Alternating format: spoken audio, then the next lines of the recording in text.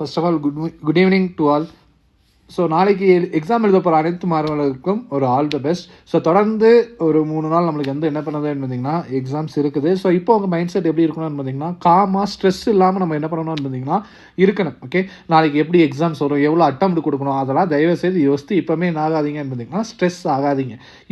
இப்போமே நீங்கள் என்ன பண்ணிக்கணும்னு பார்த்தீங்கன்னா உங்கள் ஹால் டிக்கெட்டு, உங்கள் பென்னு, உங்கள் ஐடி ப்ரூஃப் ஒரிஜினலு, ஃபோட்டோகிராஃப், இது எல்லாத்தையும் என்ன பண்ணுங்கன்னு பார்த்தீங்கன்னா கரெக்டாக எடுத்து வச்சுக்கோமா அப்படிங்கிறத என்ன பண்ணுங்கன்னு பார்த்தீங்கன்னா செக் பண்ணிக்கோங்க. தென் நம்ம எந்த எக்ஸாம் சென்டர் போட்டிருக்காங்க, எத்தனை மணி நேரத்துக்கு முன்னாடி கிளம்பணும், நம்ம எக்ஸாம் சென்டருக்குள்ளே எப்போ ரீச் ஆகணும் அப்படிங்கிறத கூட என்ன பண்ணிருங்கன்னு பார்த்தீங்கன்னா ப்ரீ பிளான் பண்ணி இப்போமே என்ன பண்ணிருங்கன்னு பார்த்தீங்கன்னா வச்சுருங்க. ஸோ கரெக்டாக அந்த காலேஜ் தானா அப்படிங்கிறத பார்த்துட்டு என்ன பண்ணுங்கன்னு பார்த்தீங்கன்னா போங்க. ஓகே, ஸோ ஃபஸ்ட்டு நாளைக்கு எந்த செக்ஷன் ஓப்பன் ஆனாலும் பரவாயில்ல.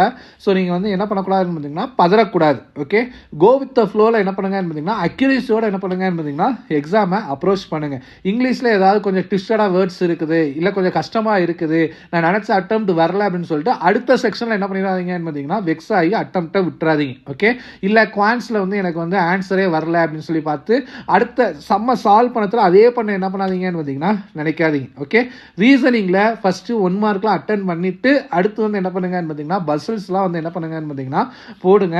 ஸோ கண்டிப்பாக நீங்கள் எக்ஸாம்ஸில் இப்போ மார்க் டெஸ்ட்டில் நிறையா போட்டிருப்பீங்க.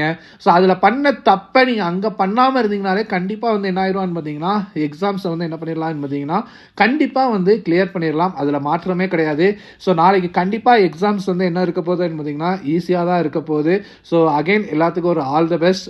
Don't stress, two your best, forget the rest. Okay, so அவ்வளோதான். ஸோ நாளைக்கு அட்டெம்ப்ட் பண்ணிட்டு நம்ம அனாலிசிஸ் போகத்தில் நீங்கள் என்ன பண்ணுங்கன்னு பார்த்தீங்கன்னா உங்கள் அட்டெம்ப்டை சொல்லுங்கள்.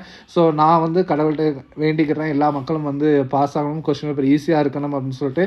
ஸோ அதே மாதிரி நீங்கள் நாளைக்கு உங்கள் இஷ்டப்பட்ட கடவுளை நீங்கள் வணங்கிட்டு ஸோ எக்ஸாம்ஸ் காலுக்கு என்ட்ராகிறதுக்கு முன்னாடி உங்கள் ஸ்ட்ரெஸ் எல்லாம் இல்லாமல் என்ன பண்ணுங்கன்னு பார்த்தீங்கன்னா உள்ளக்கு போங்க. ஸோ கண்டிப்பாக எல்லோரும் கிளியர் பண்ணிடுவீங்க. All the best to all.